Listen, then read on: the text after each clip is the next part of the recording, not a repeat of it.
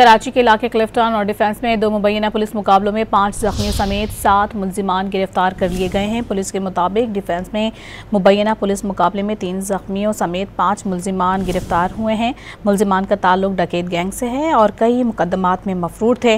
मुल्जिमान से car, mobile phone, laptop और असलहा बरामद किया गया है। क्लिफ्टन दरख्शा की हुदूद में अब्दुल सत्तार ईदी रोड पर मुबैना पुलिस मुकाबले में 2 मुल्जिमान को जख्मी हालत में गिरफ्तार करके असलहा और दीगर सामान बरामद किया गया।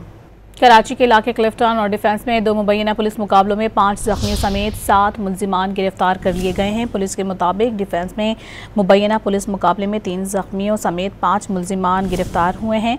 मुल्जिमान का ताल्लुक डकैत गैंग से है और कई मुकदमात में मफरूर थे।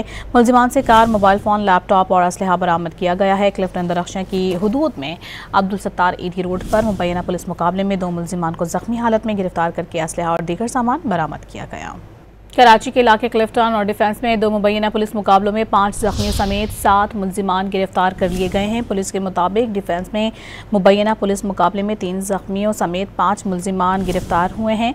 मुल्जिमान का ताल्लुक डकैत गैंग से है और कई मुकदमात में मफरूर थे।